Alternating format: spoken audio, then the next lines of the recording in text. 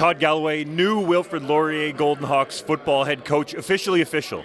After the press conference, what are the vibes like right now? Yeah, obviously it's very exciting, very humbling. So grateful that they've entrusted me with this program, and just excited to kind of get back to our day-to-day work. That I've been here for 6 years and ready to just kind of keep that work going. Can you take me through the process behind the scenes? How did this play out for you to go from offensive coordinator to head coach? Yeah, and I jokingly say I felt a little bit helpless because when everything kind of happened, I was on vacation with my family in Florida, and so we kind of rushed back. And really the process just started with conversations with the athletic department and the administration, and immediately they showed trust in us and said that they didn't think there needed to be a outward process and a national search, and that they felt like the best candidates were in the house, and we're very grateful that they felt that trust in us. When you saw that Greg Marshall retired at Western, did you think the natural progression was for Michael Faulds to go there? Yeah, obviously that rumor's been out there for a while. I know it was a very difficult decision for Michael. He has spent out of his career more time at Laurier as a coach than he had combined as a player. And ultimately it seemed like the right fit and the right time, and I hold nothing against him for that decision. I texted with him after, and this came out, and I said, a full circle moment. I felt grateful that he's the one that brought me back to my alma mater as well. And so I wish him the best. I hope that the outcomes stay the same that they've been the last few years. But we're excited for our direction moving forward. How did Michael let you know that he was taking the Western job? It all happened very quickly, but he did kind of give us the courtesy that they'd been reached out to for an interview, the courtesy that it was going to happen pretty quickly after that interview, and in typical style for him, he kind of wanted to rip that Band-Aid off quickly for the sake of us and for the sake of them, so that we could both kind of set our new direction and move forward as fast as possible.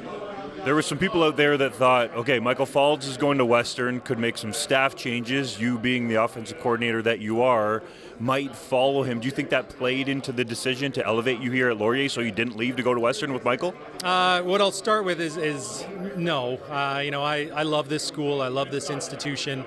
It hadn't really crossed my mind that I would make any change. I was prepared to be the offensive coordinator here. I was prepared to be the head coach here, however that situation played out. But this is my home. This is where I want to be, and this is where I see myself for a long time. How did you find out that you had been elevated to the head coach role? Yeah, it came with a lot of back and forth. So it was very reassuring, like I said, that they decided not to do a national search. And once we knew that was kind of in place, and I had kind of found out through sitting down with Ryan and Kate and our president that they were going to go in this direction, my mind actually immediately went to making sure that we retained the most important person in this program, which I think is Ron Van Morkert. And so once we knew that we had both of those things in place, that's when we decided we were ready to kind of go public with it. How do you envision the differences in the role from what you were doing as offensive coordinator, plus some other titles, including recruiting coordinator, to now being the head coach and manager of football operations? Yeah, and I'm still going to retain the title of offensive coordinator. That was made very loud and clear by both myself and people that they wanted that to stay the same. But I'm excited to be able to kind of put my footprint more on the entire program than it's been kind of on the offense so far. But I don't think big changes are needed. I think we just want to make sure that we're well aligned in all three phases of the game, and that we get to kind of show our personality on game day moving forward. Two of your former players, Taylor Elgersma and Ethan Jordan, were in attendance at your press conference. Both won Heck Crichton trophies to go back-to-back. There's some talk that it could be a three-peat in terms of Heck Crichton trophies based on what Cal Wither did in his first season with the Wilfrid Laurier Golden Hawks. Do you think that's realistic? I'll first say that we're very grateful that Cal chose to come here. I know he had a lot of options, and yes, he had an incredible first year with us. And so far this winter, we're taking it 1 week at a time. But the progress he's showing now, getting a full off-season in this system, a full off-season comfortability with what will become the next starting group. The sky is the limit for Cal, but we're not going to change our focus. We're going to take it 1 week at a time, one game at a time. And if we can stack those great weeks at a time, I think he's definitely the caliber person that should be considered for that trophy. You told me at a relatively early stage that you thought Taylor Elgersma could legitimately get an NFL opportunity. Get your crystal ball out again. What do you envision for Cal Withers' professional future? Yeah, Cal has come in very polished, and so we're very lucky to get him at the stage he's at. And absolutely, I think it'd be a shame if Taylor doesn't get an opportunity, whether it be NFL, CFL, UFL, and I feel the same way about Cal. I think he's just scratched the surface as he got comfortable with our offense this year and was kind of going off instinct for a little bit to start the season. But as he settles in, he's really showing a lot of maturity and to be able to process at a high level. And so we're very hopeful that he's going to have another great year and that can translate into a lot more success. Why should professional scouts take notice of Cal Withers? Yeah, he's got all the intangibles. So obviously he's got the height, the athleticism, the arm strength. But similar to Taylor, he processes at a very high level. And so to be able to come in on really 2 months' notice and pick up an entire playbook and be able to execute it at a high level really kind of shows how committed he is to this game, shows how hard he works, and just shows how well he can process a game and the Canadian game that he hadn't played in for a long time. Ethan Jordan graduates. There's been a bunch of great Laurier receivers make the jump to the pros, specifically the CFL.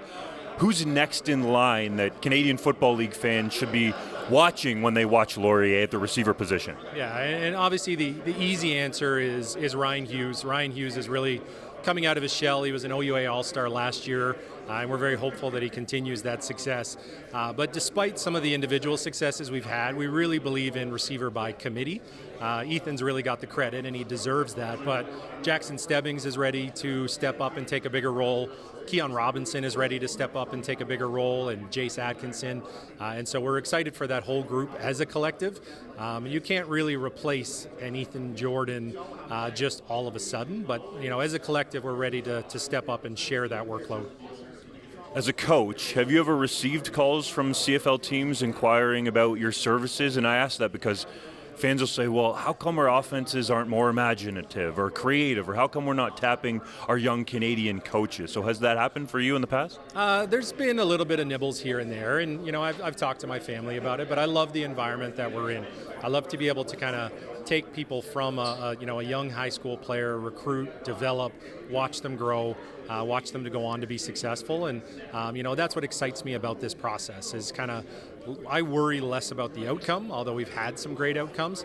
I love the whole process of kind of seeing the student athlete from start to finish, reconnecting with them when they're an adult, and hopefully growing up and having families of their own. And that's kind of what brings me joy in this whole thing. CFL fans are going to have to watch your offense and your team to see who you produce as the next players that go to the next level. Thanks for the time, Todd. Great. Thanks so much.